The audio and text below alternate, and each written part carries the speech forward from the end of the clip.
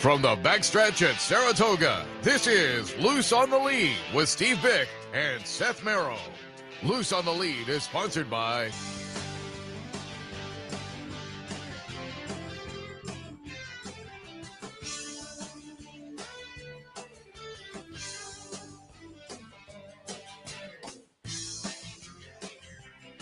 Good morning. Welcome to Loose on the Lead on this Sunday morning, day after the Alabama. We said it on the handicapping show earlier. That sets us straight on the path to the Travers next Saturday and kind of the home stretch of the meet. But we still have a nice Sunday card ahead, so we'll take a look at some of that action as we go through the show today. Loose on the Lead. Typically, it's Steve Bick and I, but again, Mr. Bick up at Woodbine yesterday for the King's Plate, so he's not in today, but ably filling in again. It's our friend Kali Francois, and in between, it's our friend Frank Vespe who's in town. We typically have him by phone many times during the year, talking some Laurel racing. He does a great website that concentrates on racing in the Mid-Atlantic, theracingbiz.com. Folks, good morning. Hey, good morning, Seth. I got to come all the way to Saratoga to see my friend Kali Francois. I thought that was quite the Maryland team. Yeah, you got the Maryland peeps coming in just for the New York contingency is out. Frank, how was your weekend? Well, thank you. It's been a great weekend. The weather's just been perfect. Yeah. I got to see Future Is Now win, which Maryland bred, who was bred and was owned by my old friend Larry Johnson, and I got to get my head kicked in at the windows. What else could you ask for? I didn't even think of that, but I had George Weaver in and Mike Trombetta yesterday, and so with Trombetta, obviously, we were talking Futures Now, who is a real monster for Trombetta, but I had him talk a little bit about Larry Johnson, because I think a lot of fans up here probably aren't familiar, the late Larry Johnson, but talk about what he meant to Maryland racing. Oh, he was a powerhouse in Maryland and Virginia. He actually lived in Virginia, but he bred a lot of horses in Maryland. He was on the board of the Horsemen's Group. He was on the board of the Breeders' Group. He was on the boards of Virginia. He was a guy who led a fight for reform of the Horsemen's Group. So he was really a powerhouse in that. And then he bred Mindframe, Future Is Now, Hollywood Walk, who won last week in a stake at Colonial Downs. And the really neat part of the story, and Mike might have told you about this, is all of his breeding success, and he's had a lot of it, stems from one mare who was a $2,500 Charlestown mare named Rand's Chick. And Rand's Chick had a filly named, I think it was Special Cal, and then everything kind of branches out from there. But so it's an amazing story of, like, you know, he's an overnight success after 40 years. Yeah. It's quintessential Maryland foundation.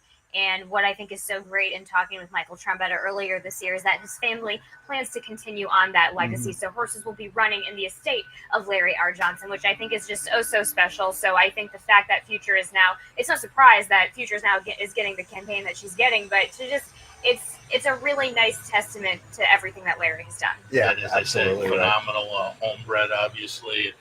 She had the win earlier in the meet, and the family's been up and a couple of days ago as well. Yeah. And the first win at the meet in the winner's circle, Mike was getting interviewed, got a little emotional because he said yesterday that Larry Johnson was one of his first clients. Yeah. So I'm sure. And one of his best to this day. He and Live Oak, obviously, a couple of good clients for him, but Futures Now is just phenomenal the other day. She was great. And so you were in town. You got in town in time for that on Friday. Yeah, I got in. Yeah. Probably the third or fourth race on Friday. So I was kind of aiming to make sure I saw that. I really wanted to see her run. And then subsequently found out you're staying at my friend Mary's place. She's got a little, it's an Airbnb you went through? It's an Airbnb, yeah. How do you recommend? Because it's out towards Greenfield, and you're saying when you sat down, nice spot. And I didn't get a chance to say to you, they have a bunch of, berries out. You should have gone out and picked some Actually, Mary gave me a jar of their pickles. Pickles are big out there. Yeah, so I'm looking forward to that. And I can't praise it highly enough. It's so quiet. Yeah. And that was the thing that amazed me. Because, it's 7 o'clock in the morning in my neighborhood. There's lawn guys out, people going to work, this and that. There, it's just silence. It's so nice. When you texted me yesterday and said, "Yeah, the woman who owns my place says she knows a handicapper on TV," and it was you. And I'm like, "Oh, okay, it's Mary." But it's close to the track. If people are looking, I can give you a recommendation for Yeah, a place absolutely. to stay. Let's also talk a little bit about futures. Now was great, but yesterday, nitrogen, we have the replay of the stretch run. It was a funky running of the Alabama, obviously with the pace early in Lucara, but nitrogen, who most of the career has been very good on the turf, and then had that dirt win in the off the turfer a little bit earlier. And then Mark says, I'll take a shot at the Alabama, and gets paid off here. What were your thoughts on the Alabama yesterday? Well, yeah, it's quite an adventurous stretch run, isn't it? And Mark commented on that in the winner's circle. I think that, the thing that I thought was interesting, I went back and looked at the charts, and obviously Lucara got away easy, half mile and 49 and some, but the way nitrogen quickened in the third and fourth quarters of the race was really, like, she threw down back-to-back 23 and change quarters. That's hard to do going around ground on the main track. So I don't know. Obviously, that 26-second final quarter is a thing too. But she's probably never going to have to go a mile and a quarter on the dirt again either. So going a mile and an eighth, she could be tough. I mean, she's in that conversation. And Mark in the winner's circle afterwards said maybe won't be back on the turf for a while. Yeah. So it's going to be interesting to see what they do. Kali, what were your impressions? She was my paddock pick going in on Saturday. I mean, she looks like a colt. She's just this big, just forbearing kind of individual. And then I was worried mostly about, because obviously when you're on the turf, you take whatever turn of foot that they have and you condense it on the dirt, right? So obviously you wanted her to just sit right behind Lucara, but Jose, it was either get her covered up and try and give her that kind of trip, but Jose could not get her covered up. So he had to go extremely wide on her. And that was my worry going into the first turn. And then he stayed out there throughout the turn. He didn't go into it wide and then try and cut in. He stayed a little bit wide just to because she was so well in his hands, and he had to just keep her away from all of these horses just to try and get her calmed down, because again, couldn't get her covered up. But then once they got on the backside, and then you could see just the mechanics of nitrogen's brain kind of working and kind of setting that target. And what I love that stretch run that we just saw, in the sense where you could see Good Cheer coming, and then there was Good Cheer would almost get there, and then nitrogen would just kind of turn it into another notch. So that's what I love seeing. Very, very pleased, and just what a nice Mark talent. said that in the winner's circle, that was outside a little bit, just trying to get her to settle down and coming around the first turn and whatnot. And I have to ask both of you guys as well. We talked about it on the handicapping show earlier, but how about the Tommy Amos first-time runner? It's our time, who a 94 buyer. That was, and I said it over the last few years, not just up here at Saratoga, tracks all over the country. You have a big Saturday, you get some nice made special races underneath. It was Alabama Day, and that was a pretty good made special. That honestly, the two things I'm going to remember from this weekend are going to be Futures Now and that horse. Yeah, because and you guys know this too. There was lots of steam on the four horse that ran second, who actually ran okay. Like set down pretty good fractions and stayed on to be second. But It's Our Time was a rocket. Yeah, the margin was 17 3/4. It was incredible. Yeah, it was wild. And I mean, so just going back to what the dam did too, it was quite interesting. So the dam won first time out, so there were high expectations on this individual. I'm not really surprised that this individual ran as well as he did. So on top of that, though, after the dam won her maiden, she ran, I think, 4 or 5 races, only stakes, only listed stakes. There was one try on the turf, and that was essentially a throwaway race. But I think it was 3 out of 4 or 3 out of 5 races after her win. They were just all winners, all going to the front. So just kind of the Hero Declare just kind of really set it up for not this time. But yeah, that was going away swinging anyway. That's crazy. And Tommy Amos in the winner's circle said he picked the horse out from the Keeneland sale last year. So a good call there. It's got to be a good feeling when you pick one out and it does that. Like that. It's going to be interesting to see where they choose next. Obviously, timing probably doesn't play into hopeful, but there's the nice 2-year-old stakes down at Church. It'll be interesting to see where they wind up. And you have some at Aqueduct too, right? Yeah. So Champagne. Yeah, exactly. So it'll be interesting to see where they play also out the 6.5 furlong distance is a little interesting because it it more tougher. easily stretches you out later, and though. it's a wonky distance on the backside to ride, because if you don't need to be particularly speedy to get the lead, and you don't have to fight for it. And the jocks know that going into the race, obviously, anyway. So I think, honestly, the jockey of that horse just as soon as Here Declared went off to go to the front, I'm sure that jockey was just grinning ear to ear, to himself, saying, hey, yeah, definitely let me set up to take you down. And not to take anything away from Here Declared, because Here Declared, as soon as those gates open, and we'll discuss this later on the show when we have Jason on, Here Declared just really swiped himself against the right side. Like, me being a rider and having experienced that and seeing it, that was a stinger. So that was a bit, it didn't look like it, but that shoulder was tired at the top of the stretch for sure, especially after opening in 44. Yeah, I mean, he got, as you say, he had the steam, and looked like the steam was going to pay off as they came out of the gate and hit the first turn. But that's interesting, an interesting read coming out of the gate. And well, you also mentioned one of the first things that you said when we opened up the show. It was brutal out there. Yeah. There was no cover, and I've done this, and this is something I've ridden, just in riding. I've been on. It's first time starters. Anything can happen. And to be honest, when I saw that horse fading at the top of the stretch, I said, "Oh, this horse is just reacting to the heat." That was my initial thought. So because I've sat on that and I've experienced it. So there's a couple takeaways. Don't count out Here Declared. I mean, obviously. Well, again, to hold on for second, I thought was impressive. He really ran a good race. You said it, Frank. Yeah, absolutely. So interesting field overall. But yeah, I mean, it's hard to argue with the winner. Yeah. All right. When I got in touch with you about coming on, I was also looking at the Racing Biz. Again, if you haven't visited Frank's site, covers racing in the Mid-Atlantic region and beyond. But obviously, a lot of the year it's Maryland. Summertime without the Maryland racing brings us Kali Francois to sit in with us. But it also moves racing over to Colonial. And last week at Colonial was Arlington Million Day. You guys covered it at theracingbiz.com. And I just want some of your thoughts. Fort Washington gets it done. Integration, who went off as the favorite for our friends at West Point, winds up third. Fort Washington is going to be the number 6 horse here. Number 7, Grand Sonata for Todd Pletcher runs second, and Integration runs third in here. What were your thoughts on the Million last week? Well, I did not like Integration as a favorite in that race. I mean, he could win, but he's been very close without winning this race a bunch of times, and that has to tell you something as a handicapper. Fort Washington really ran a good race. He kind of he ran in the Keeneland race, which didn't go very well. There was kind of not much pace, but he had run great at Pimlico previously.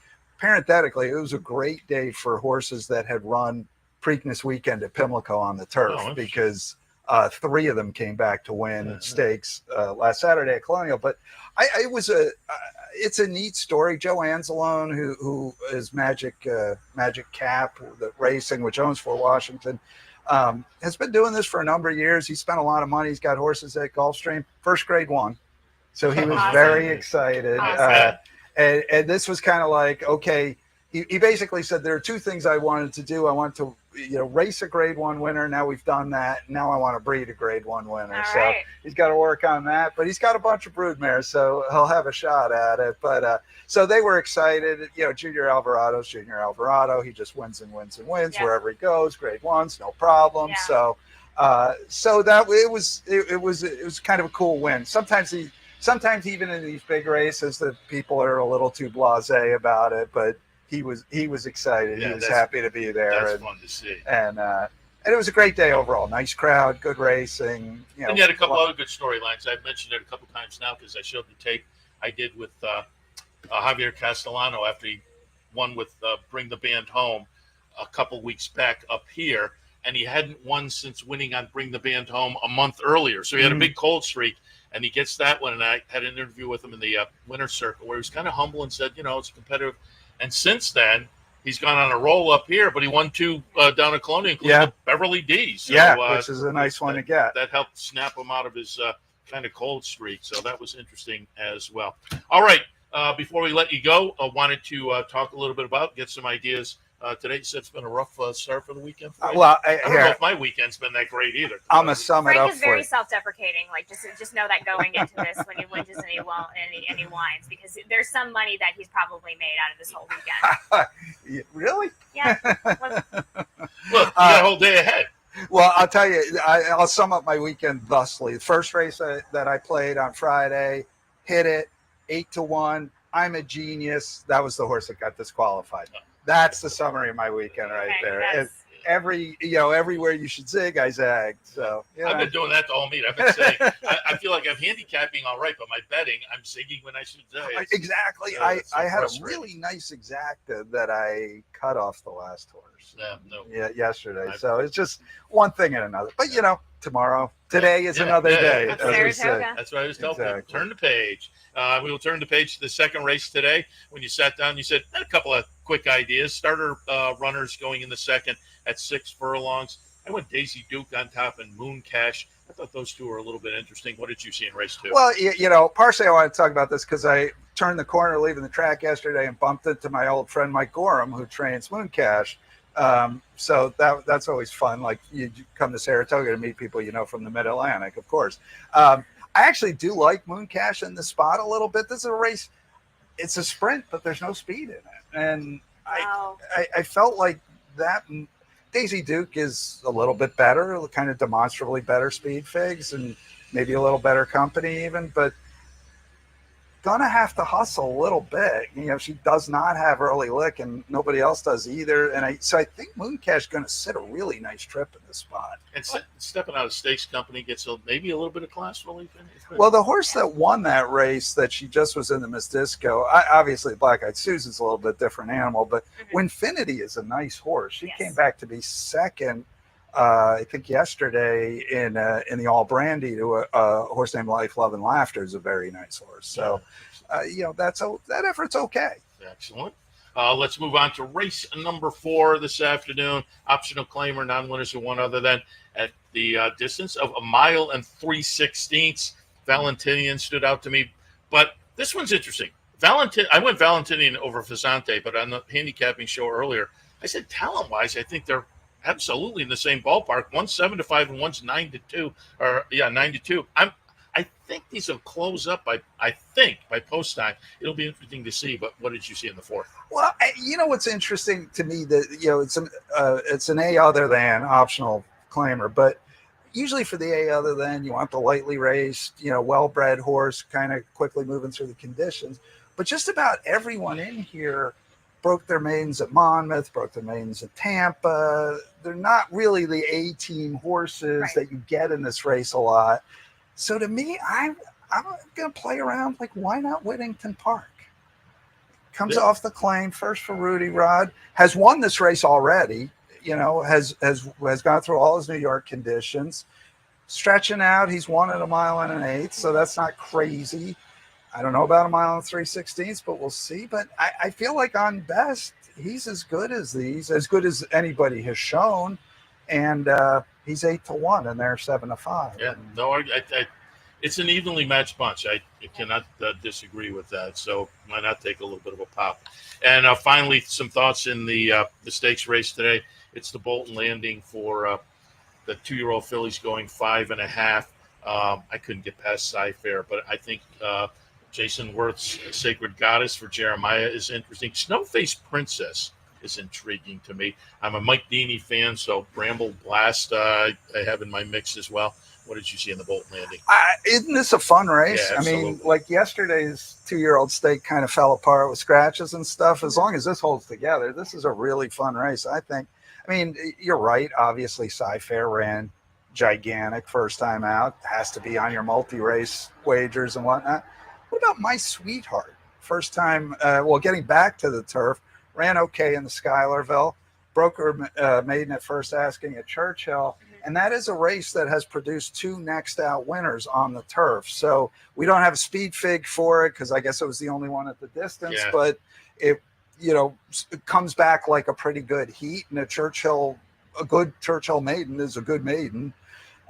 So you have those 2 turf works to really, and a nice turf work back on August 3rd to kind of that was to waken this one up. So yeah, I like the approach. Yeah, I do too. Yeah. Well, thank you. That Mark took was ambitious enough to try the Skylarville, where the horse ran fine, but now gets back interesting. Back to what's probably her best game. So, the last part on that, Jose Ortiz. Look at the numbers of Jose Ortiz with Mark Cassidy. Yeah. They're astronomical. Yeah. So, what the heck? Let's take a couple shots, right? I like it. Frank, appreciate the visit. Before we let you go, we'll tout once again. I think have a graphic with the website address up, the Racing Biz. Hey, that's us. Certainly highly recommended. There are picks for various tracks. You have some Saratoga picks on there, normally some Colonial picks, a lot of coverage of racing in the Mid-Atlantic. And just a couple of weeks ago, I had your radio partner on. He was in town playing basketball over at the Y in the morning. I couldn't get over that day, but I had Nick Hahn on and talk a little bit about the radio show as well. Yeah, no, thank you. Yeah, Nick loved coming on. He loves having you on. We love having you on our show when it makes sense, when it fits with what's going on. So, yeah, good deal. Thank you very much. And if people go to the website, they'll get the links to the radio show as well, which is Saturday mornings. It's Saturdays. Right now, because of the Colonial meet, it's Saturday 10 to 12. And it airs on ESPN Richmond, ESPN Harrisonburg, but you can listen live. Links on the site. Also, all the archives on the site. So, lots and lots of stuff. If you want to hear us going blah, blah, blah, there's lots of ways to do it. You want in-depth Mid-Atlantic racing, this is your guy right here. Well, definitely. Aren't you sweet? Thank you. Well, just saying it like you Marylanders have to stick together. Like it is. Frank's dedicated. He's out everywhere. I think we had Shug on yesterday too. Nice. Yeah, we talked a little Charlestown Classic, which is coming up Friday. I have Paul Espinosa on and Ben Curtis, who won a stake last week at Colonial. So lots of good guests. Charlestown Classic Day is Friday. The undercard Vava? Because I find it interesting. She's skipping here because last year she didn't run well, but big money at Charlestown. That race came up very short. I think it's 4 horses, but it's like Vava, Mystic Lake, and one other, like 3 millionaires in the 4-horse race. So it came up really, really good, and the Classic's always fun. So it's a fun night at Charleston. They do it up big. So and plenty of coverage at theracingbiz.com. Very good. Frank, appreciate the visit. My pleasure. Thanks. All right, we'll take a break. She's in the green room, Sara Elbadwi. You see her on the pregame show and on the Fox show as well. We'll get some ideas on the card today at Saratoga right after this. Stay tuned. Sometimes it pays to go with the flow, to check your worries at the door, to reconnect with your crew, to follow the thrills and the flavor, to roll with it and see where it takes you, to enjoy every minute to its fullest, and to dance like there's no tomorrow. You can do that here at Rivers Casino and Resort Schenectady, where the good times flow. For centuries, the bond between horse and human has been forged in trust and hands-on care. Now the sport of thoroughbred racing is combining those timeless traditions with cutting-edge technology to raise our standards of equine safety to the highest level. Wearable biometric devices measure subtle changes in a horse's stride to help optimize safety and performance. State-of-the-art imaging technology helps pinpoint areas of potential concern for early intervention by expert veterinarians. And the sport's new independent regulator, the Horse Racing Integrity and Safety Authority, is using AI and enhanced data modeling to help prevent injury. Quarter mile was a quick one. From sunrise to sunset, there's an ecosystem of trust and care and a commitment to well-being. So win or lose, it's safety that runs first. To learn more, visit safety.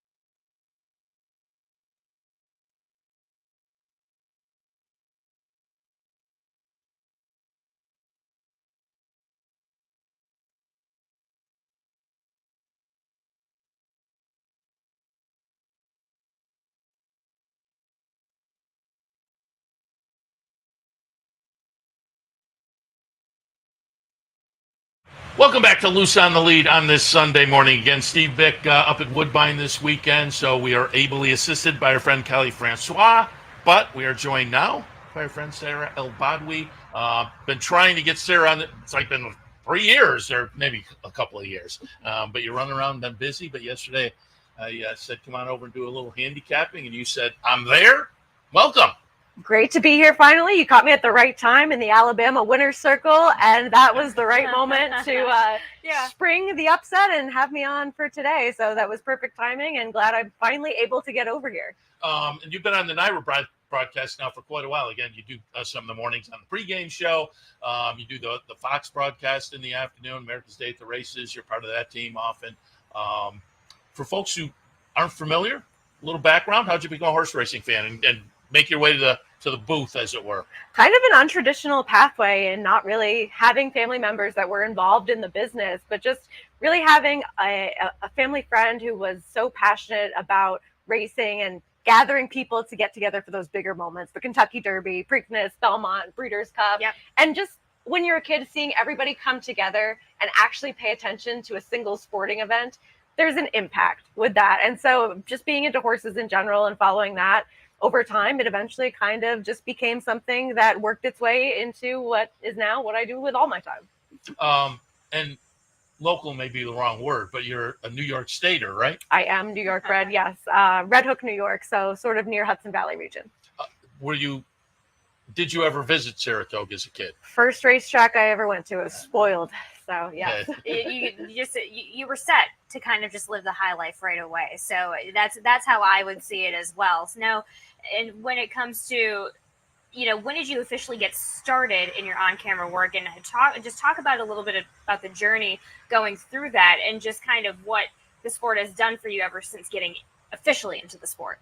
It's been really unbelievable in a way, because I started by just giving out some opinions on Twitter, now X, but back when it was Twitter, and just started giving out some horse racing ideas and thoughts, because I kept this as my personal hobby for so long and not really shared it with anyone, because I didn't have other people that were actually interested in the sport. And so things just moved very rapidly from there. I worked at Horse Racing Nation for about a year, and then started at NYRA in January of 2023, and been here since. Speaking of Twitter and starting with Horse Racing Nation, collaborated over there with Ed DeRosa, right? Little Ed DeRosa action. Yeah. If folks are out on Horse Racing Twitter, we're certainly familiar with Ed. They know Ed. That is for sure. And believe me, his personality in person, much better than his online. I'm trying to think if I can vouch for that, because bouncing around over the years to various venues, he's been up at Woodbine when we've covered racing up there a number of times, and some of the other plays. Yeah, I suppose that's, although his personality is pretty bright as well in person also. So we'll take a look now at yesterday, because as you said, saw you in the winner's circle, have the whole race here, which is going to give us a little thought on how the pace played out and whatnot. Alabama yesterday, Lucara takes the easy lead. Nitrogen sits just off. Good Cheer is in the mix, looking for the rebound after having the win streak broken in the Acorn last time. Again, it was a funky race given the pace scenario that played out with Lucara, but man, she walked the dog on the front end. Nitrogen's right there. We alluded to it earlier, that kind of sitting outside, and Mark said after the race, the game plan with that was just to get her a little bit relaxed. But what were your thoughts yesterday on the Alabama? I thought Lucara had every opportunity. She was setting those moderate fractions, as you mentioned, and Nitrogen sort of kept out wide, not wanting to sort of press her stablemate and have an impact on that one's chances. But it seemed as though Nitrogen was always traveling very strongly, and nothing against Good Cheer, who really rebounded after a poor showing in that Acorn. But I just think she was compromised by the pace from the beginning, Kali. She was a little bit. She was a bit light. She's almost too well conditioned, kind of with what I saw in the paddock here. So I think regardless, no matter what, with what I saw coming in to the race, that she was going to need a race, and that's truly kind of what I thought as well. And you mentioned that the fact that she was kind of trying to overcome this certain type of pace, and I think she did very well at that. But we'll see at the top of the stretch, she's trying, and as soon as she gets there, it's really the race is in Nitrogen's hands, because no matter how close Good Cheer was getting nitrogen as soon as she felt her on her flank. She was going to be going forward. So I just think she ran.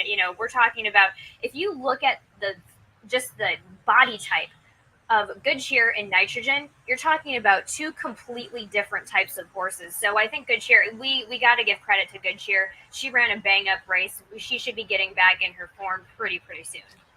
Yeah, right at the top of the stretch, I thought she was going to make a good run, but you said it earlier. Nitrogen then saw her to come in and kind of with those early fractions, she had enough left. And Mark said in the winner's circle, you can see kind of all over the stretch, and Mark commented on it, which was a little bit interesting, but she prevails. And again, given the scenario of how well she had done on the grass, to then come back with only that off the turfer, which was phenomenal, but to come back with only that one and have a nice win in the Alabama, it's just an impressive performance. Absolutely. And for the price that she was, I wasn't a big fan of picking her on top. And she also has a very sprinty dam side pedigree, but at the same time, plenty of influence to get the distance on the sire side with Medaglia d'Oro. And even with the drifting, I don't think any fault of Jose's. He was trying to correct that. And so you saw that in the head-on that we ended up taking a look at afterwards. And looking at the race in general in real time, it just didn't seem like she was being asked to get in the way of a horse like Good Cheer.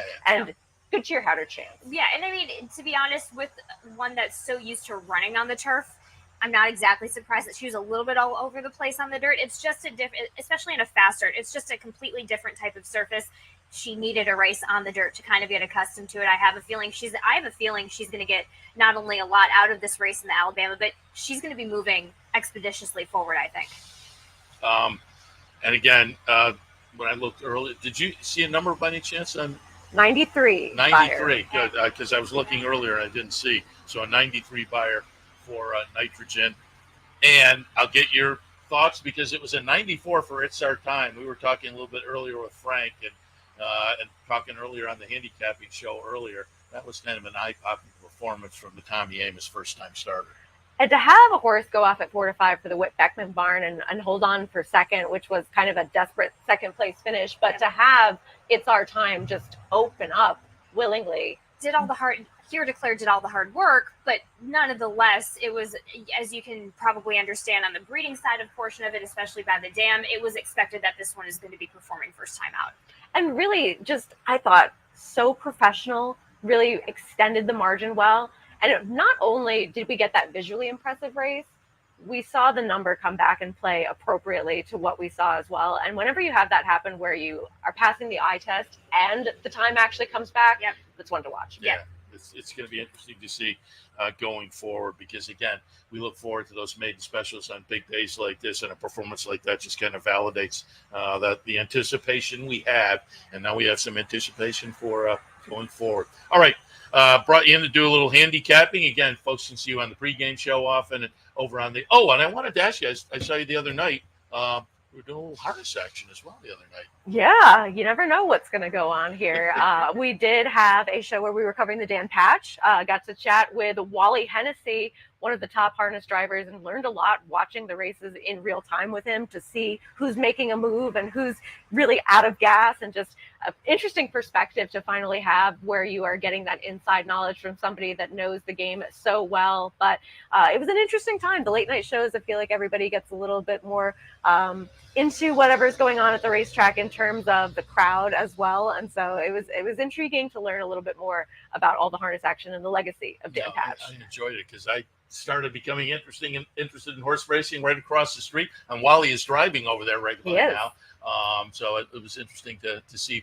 And you were on the set on the front side, right? Because I thought I could see the tote board behind. It was dark. It was night. It was very dark. But yeah, so it was fun. For me, it was fun to watch the harness side of things as well. All right, let's take a look at some of the action for this afternoon. Fourth race today. Optional claimers, non-winners of 1 mile and 3/16. I've said earlier, to me, Valentinian and Frizzante are pretty evenly matched as compared to their morning line odds. I went in that direction. Frank thought Whittington Park was going to be maybe a little bit interesting. What did you see in race number 4? I want to give Whittington Park another opportunity, but I understand being a little bit cold on him after his last 2 races where, yes, they were those off-the-turf races out of the chute, but he just has been short prices and not getting the job done in either of them. And now he does go first off the claim for Rudy Rodriguez. And here, I wonder who is really going to appreciate this distance. And that is sort of the biggest question for me with some of these, not wanting to take a super short price on anybody in here. But Valentinian does seem like that typical grinding type. I agree. I put that one on top. But as I say, I thought Frizzante, and I've said it now a couple of times, I'm interested to see where the odds shake out. They're 7-5 and 9-2. To me, talent-wise, they're much closer than that. Well, and also when you look at the race 2 back for Frizzante, he's got Strategic Focus, who we're going to see in the Travers, Malarchuk, who was put up via disqualification in there. And yes, the pace was starting to come apart late, but at least with him, you have a little bit more confidence he's going to get the distance okay. Yeah, so an interesting mile and 3/16 race there. Race number 6 this afternoon. We are looking at maiden 2-year-olds going 8.5 on the grass. I landed on Teleport. There was a sibling over in Europe that won in the second start that I thought was a little bit interesting in a race where I was having trouble really finding. I love the 2-year-old races. I love to look up the breeding and the connections and whatnot. Woodster to me is maybe interesting at the 8-1 for Bill Mott with a first-time starting sibling, first-time out of the box winner sibling. So what did you see in the 6? I like Teleport quite a bit as well. And I was looking at overall the trainer stats going these 2-year-old first-time starters, turf routes, especially here at Saratoga. It's nobody's specific wheelhouse. No one excels and has that overwhelming positive ROI. Chad Brown, he does certainly very well with this type of move and has the morning line favorite. But nobody stood out as having this be exactly what they excel at first time out. So I thought for a little bit of a price, the number 5 Dynasty was a little interesting. This one, the dam's yet to be too much of a producer. But at the same time, I think that limited sample size in terms of the trainer stat for Mike Deeney getting those 2-year-olds started on the turf in those route races. And I just thought that this one seemed to be working very well coming in. And Luis Saez had quite the day yesterday. Yeah. He had a little bit of a breakthrough, it seemed like, yesterday. And if that one wins, I will never hear the end of it because I'm a huge Mike Deeney fan and I didn't use the horse at all in my med. I really like him down at Tampa in the winter, but still, I will not hear the end of that one, certainly. In the 8th day, we're looking at the feature race, the Bolton Landing, 5.5 on the grass. Fun field in here. Again, Jason Worth and Jeremiah Engelhardt have the horse Sacred Goddess coming up, the debut win. That one's interesting. Sci-Fair, I just couldn't get past the big effort. The one I find a little bit interesting is Snowface Princess, who seemed to appreciate the move to the grass last time. But what did you see in the Bolton Landing? I had an insane idea, and I might be saving some money because the number 1 scratched a horse who was 21 morning line and would be getting on the surface for the first time in Sapphire Beach, who's shown some speed. Would have been a good one.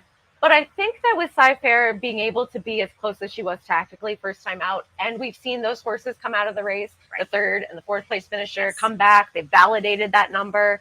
That gives you even more confidence coming in that, look, she was already going to be a short price, but at least it's no fluke first time out. Yeah. And again, if you're looking underneath, what attracts you to maybe put underneath an executive to try to find some value? Snowface Princess, to me, that's where I agree. One. Snowface Princess is very attractive for a price of 6-1 underneath. I love an exacta box, so that's exactly the kind of price I would play. But we've got to talk about Sacred Goddess. That was fun for Engelhardt. It's the way I love that is that it was the grit at the end. It was essentially the quintessential perfect trip for first time starter though, right? Because you drift out, you go wide, and you get that done. So she gets another advantageous post, just a couple of horses on her outside. So the race she kind of is set up mentally for success as well here today. So you might as well throw her in there as well. And I have to mention, my man Mike Deeney has Bramble Blast, so that may be worth a look as well. Jockey upgrade for this one, able to sit off and does come in as a maiden, but I thought that it was a promising debut. Certainly could build off of that effort and perhaps be a little bit more mentally mature as well in the second start. Yeah, so a fun edition of the Bolton Landings. Sarah, appreciate the visit. Before we let you go, though, I don't know whether I was trying to think. I thought I saw you in the winner's circle, and you had mentioned this to me, but I may have read it on your Twitter feed where who buys a dog or who gets a dog at the start of the Saratoga beat. Stupid. And we pulled up a shot. Very cute, though. Oh, you got the Cusco shot. I named him after Emperor's New Groove. But, I figured, we just didn't have enough going on that I would add a puppy to the mix. But he's been great so far. Super sweet. He's come to visit the production trailer a couple times. Only seen one horse so far, but wasn't afraid. So that's a good sign. Yeah, That's a great sign. Also, scrolling down Twitter, I was very interested to see him playing with Uncle Ernie. Oh, Ernie yeah. Munich. Loves Ernie. Yeah. That's for sure. Yeah, very good. Got to get Ernie back here to do a little handicapping. I keep trying it over the past. Now he runs around with the camera. He does what I used to do for years when I had the television production company downtown. If you see somebody running around with the camera out there, it's probably Ernie. But Ernie for a long time was a handicapper on the NYRA pregame show for a while. I got to get him back here and do a little handicap. We'll make it happen. I'll just bring him over one day throwback, as a surprise. Bring the dog over and tell him the dog Okay. needs some, Yeah, he has some comfort. strong opinions, I will say. So I don't know how good they are. But. Sarah, appreciate the visit. Again, been trying to get you for a while now, so appreciate your stopping by this morning. Continue the good work, and we'll talk again. Great to be here. Thanks so much for having me on. All right, we'll take another break. When we come back, more Loose on the Lead. Stay tuned.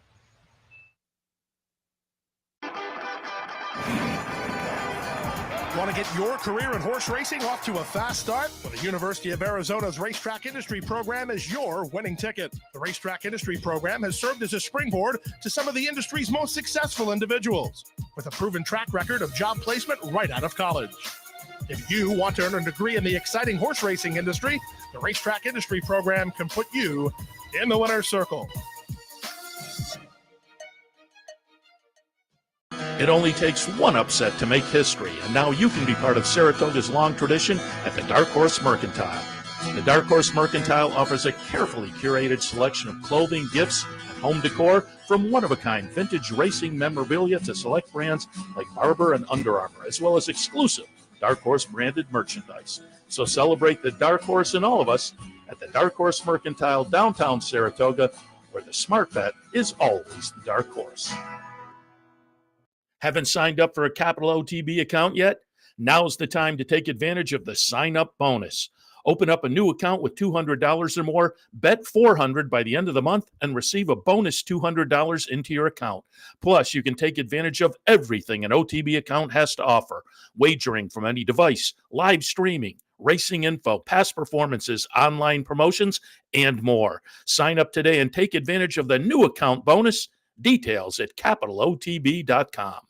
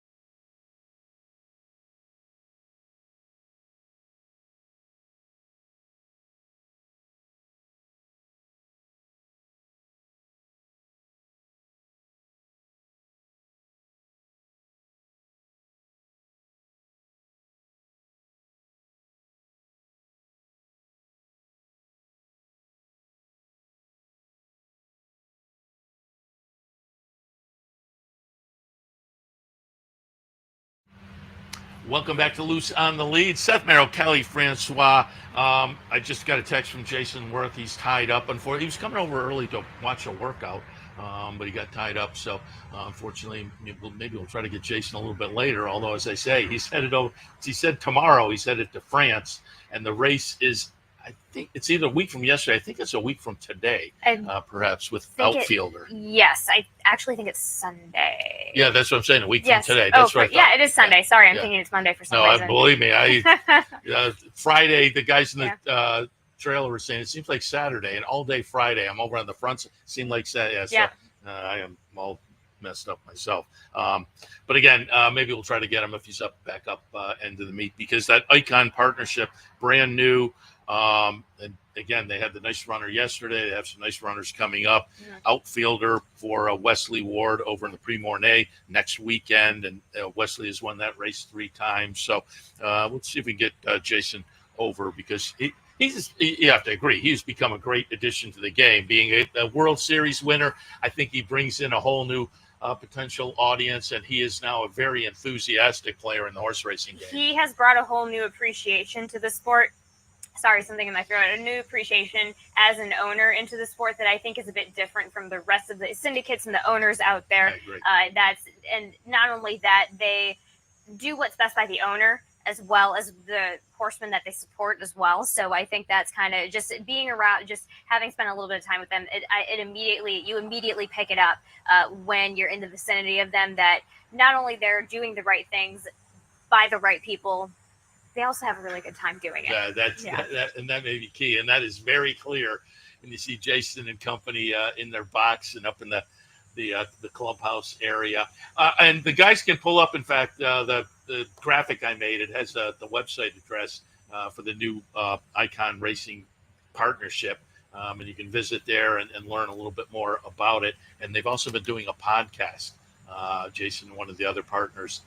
So if you want to check that out, Icon Racing, and there's the website right there. If you Google Icon Racing, it'll come up as well. But again, it's two baseball players talking horse racing. I love it. Yeah, you get a nice you get a mix of the fun obscurities of life that they've got in their personal lives, and then the horse racing and the baseball. So it all ties up really nicely together. Yeah. So again, you can visit the website to learn more about it, and we will try to get Mr. Jason Worth in before the meet ends. But as I say, this next week will be tough because he'll be in France. But I assume he'll come back for the end of the meet. So we'll see if we can get it plugged in. But I said earlier, I was in the winner's circle for some of the big performances yesterday, and caught up with trainers and got some comments afterwards that I think will be a little bit interesting to listen to. So I was thinking, if we can't get them in today, I'll play them a little bit later in the week, but we'll get at least one of them in today. We'll kick things off after the big win by Nitrogen in the Alabama. Mark Casse was in the winner's circle commenting on Nitrogen and, her career so far, where she maybe stands with the 3-year-old filly class at this point and beyond. So up next, it's Mark Casse in the winner's circle after the win in the Alabama yesterday. In front by 2. Good Cheer is trying to run her down. These are the 2. Nitrogen still full of run with a 16th to go. She's shifting about, but maintaining the lead while going wide. Good Cheer opts to go inside. Nitrogen and Jose Ortiz to win the Alabama, presented by Keeneland Sales. But I was always convinced. I'm watching her run down the stretch. She was all over the place.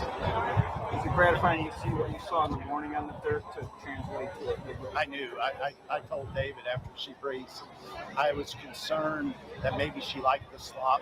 And after I breezed her on the dirt, I was like, I have no concerns. And you thought the distance was going to be favored for her, too. Yeah, but really, she probably wants a little bit shorter. Simply, she wants pace. She wants a target. This was not what she wanted to do. Lakara kind of got away with a slow pace, and she wants something to run at. So it wasn't ideal for her. Have you ever had one like this before, superior on the turf and the dirt? Well, no. Well, Warwill won grade 1 on the dirt and turf, but you don't see them. It doesn't come around very often. You're talking about how important the Alabama is. Do you recall which one you were here for the first time, either as a fan or? So I was 10. Actually, I think I was 9, because they wrote an article about me when I was 10 and said if the Daily Race Course, you see a young kid hitchhiking on the thruway there, pick him up. He's on his way to Saratoga.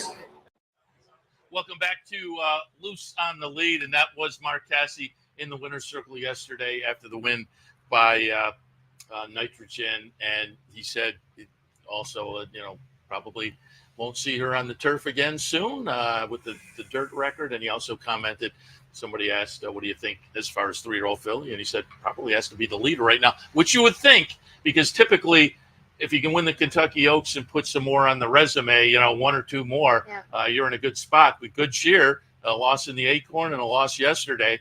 Nitrogen with the crazy turf record with grade 1s and the grade 1 yesterday. You have to think she probably is at the head of the class. If she's not there, she's just one more dirt win from really kind of taking that title. So when we can kind of, for those, and that's what I would love to see. I just want to see that one more dirt win, but that was what a performance in the Alabama. I don't disparage anybody from putting her as the top 3-year-old filly, as the top 3-year-old for the girls here and just overall for the rest of the year. But I just think that, you got to give him at least one run. And it's interesting that he's going to, subsequently kind of try and take her back a little bit in these races, because I thought she was very comfortable with where she was at. But again, bit of a easier pace with that type of length of the race, and that was a little bit to be expected. So she will have more targets. I can't wait to see if she's going to be able to kind of really showcase that turn of foot, because then we talk about how she was kind of a bit all over the place. So the physicality part of it, I do think she got just a little bit tired on the dirt, and then just mentally wise gives her a target to go for. When we get these horses who are used to kind of going from off of the pace, especially on the turf, then they get to the top of the stretch by themselves. They get a little wandering eyes, so to say, just kind of all over as far as the placement on the track. But you make a point that I think is completely valid. I'd like to see one more on the dirt that's maybe a little more legitimately run, because the pace yesterday was a little bit funky.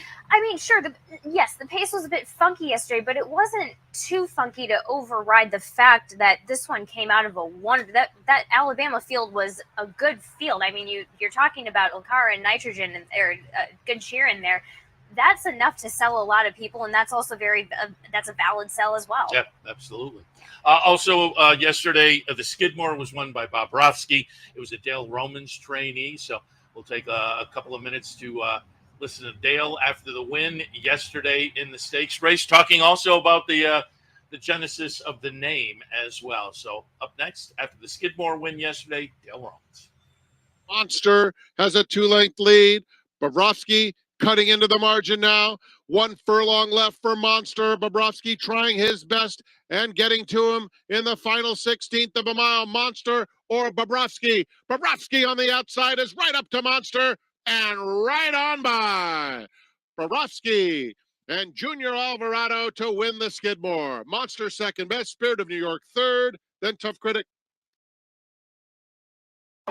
And, do you want to wait and run in the hopeful and hit Ewing and all these horses that are rising stars right now, or you want to wait till down the road? And I thought try him on a turf is a good spot. We always a turf race doesn't make a turf horse.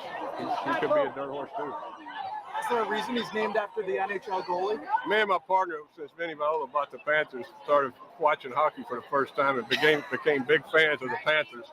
And Bobrovsky, he's a winner. And as the announcer called him when he broke his leg here, nothing gets past Bobrovsky. Stanley Cup. Stanley Cup, 2 Stanley Cups. Yeah. Were you expecting the performance today?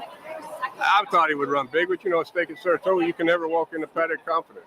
Everybody in the race thought they were going to win. And so I just knew he was doing great and he was going to run his race. That was interesting. Dale says, do I try the hopeful or just go over and take a little turf stake? And mission accomplished if he gets a stakes win up here at Saratoga. And now he has plenty of options going forward with Bobrovsky. He can do whatever he wants, and we're just hoping for Bobrovsky, a celebrity appearance at some point. I think that's kind of predestined for it to happen. But I mean, when you talk about Bobrovsky and the fact that he was able to kind of dictate the race from not even being on the pace, that was a little bit of a new card to play that I like that he developed. So that's where it makes the dirt potential return back to the dirt that much more fun. Yeah, it's going to be interesting to see because, again, Dale now has some options with that one. And finally, let's take a look again. Great stakes action yesterday, but my partner on the handicapping show said, Anthony Mormino said, in the future it'll be interesting to see, will there be more conversation looking back at this afternoon on Nitrogen or on It's Our Time, who was an eye-popping 2-year-old winner yesterday. Trained by Tommy Amos. He talks a little bit about picking the horse out of the sale. So again, after the eye-popping performance, I popped down to the winner's circle to get some comments from Tommy Amos after the big debut victory by It's Our Time. Right by Hero Declared. It's Our Time opens up authoritatively. Hero Declared is back to second, followed by Forever Man in third. What an awesome performance from It's Our Time. He's going to win by the length of the stretch. It's Our Time by close to 15 lengths. Look, he's trained really well, and he's really advanced when he got up here. His gate work was extremely nice, but I knew we were up against with the 4-horse. I'd seen him in the mornings, and he was a deserving favorite. He'll be trouble down the line, but we got him today. And you picked the horse out? I did, at the Kali and September sales. Talk a little bit about what stood out. Well, look, first of all, he's not this time. That's a tremendous sire. He's going to be the talked about sire for years to come. And he just was well put together. Very athletic looking, and just proud to be a part of it. Nice feather in your cap to get a debut maiden victory like that up here at Saratoga, but Never particularly easy. with the horse you picked out. Never easy. I think that kind of says everything about who Tom Amos is as a trainer, as a horseman. So I think that we can expect, again, we're going to be expecting this kind of performance just from here on out, right? Because it's just that easy to do. But I do think that when you're talking about, again, how the race set up, when he kind of picks out talent, he has a limited stock. And so what he does, that it meant a lot that he said, hey, this is the horse to kind of take to Saratoga. I just can't wait to see what this one holds in the future. Yeah, no, that was so eye-popping. And again, a legit 94 for a 2-year-old this time of year. A 94 is a solid number. Yeah. So it's going to be fun to see what they decide to do going forward, the spots they pick, and how the end of the year plays out, because that was just a huge effort. Yes, I had everybody kind of buzzing about it. Yeah. Kali, thanks for subbing this morning for Steve Bick. Not a problem. Great job yesterday in the paddock as well. Kali in on some Saturday mornings, and then you can catch your Saturday afternoons as well with a little paddock commentary and a good call on nitrogen. Yeah, thank you. Yeah, I was able to get a couple prices underneath as well. So yeah, just thank you for having me, Seth. This has been such a blast to get on and join in on the show and just be another part of Saratoga. And again, we have a couple more weeks up here at Saratoga, but the Laurel meet kicks out the week after Saratoga. Is that right? I believe so. Yes. Yeah. And again, it's a different summertime schedule down at Laurel this year, kind of taking the summer off. Yep. But Colonial has aptly filled in. Colonial's seems like kicking. Yeah, I talked to Mike Trombetta.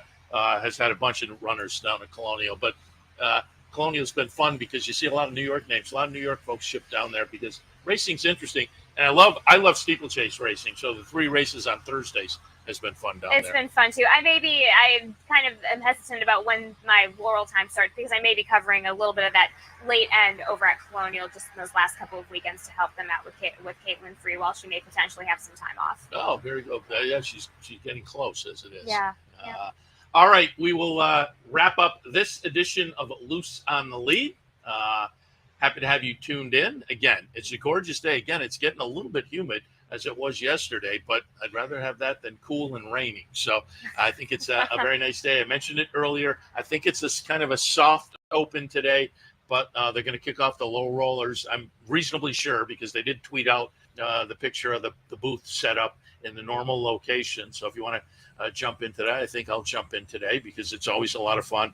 And again, if things go as planned today, I would expect the last couple of weekends to be available as well on Sundays. Low rollers always a lot of fun up here. But we'll wrap it up now for Loose on the Lead. Again, great day of racing. If you're coming up, enjoy. If you're going to the race book, that's going to be a lot of fun. What was it? A knockout challenge, I believe, today. It is knockout challenge at the Clubhouse Racebook. If you're watching from home, stay tuned to the network all afternoon. And speaking of the network, back here at our Clare Court location, Wednesday at 9 a.m. handicapper support, 10 a.m. racing across America. See you then. You like free money? Well, Capital OTB gives its players plenty of opportunities to cash in. At Capital OTB, there are so many ways for horse players to receive bonus dollars by simply participating in promotions such as our bankrolls, bounty bets, online handicapping contests, and much, much more. Plus, with Capital OTB's Player Rewards program, you get actual cash back. So what are you waiting for? Log on today at CapitalOTB.com or CapitalOTBBet.com and claim your free money. It's been referred to as possibly the best equine-themed gift shop on the planet. Impressions of Saratoga.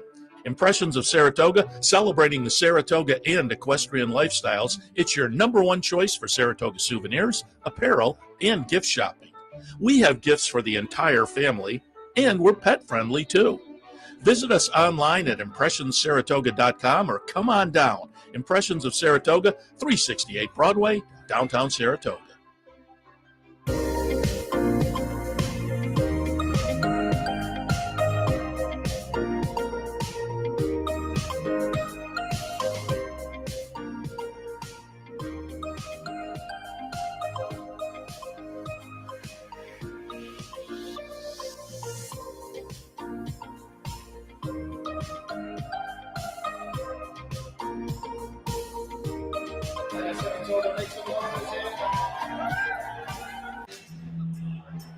This may be a life changer.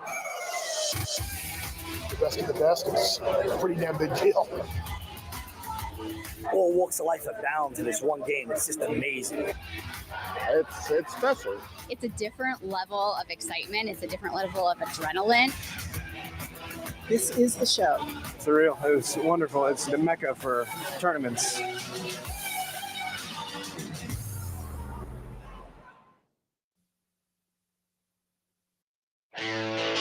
From the backstretch at Saratoga, this is Loose on the Lead with Steve Bick and Seth Merrow. Loose on the Lead is sponsored by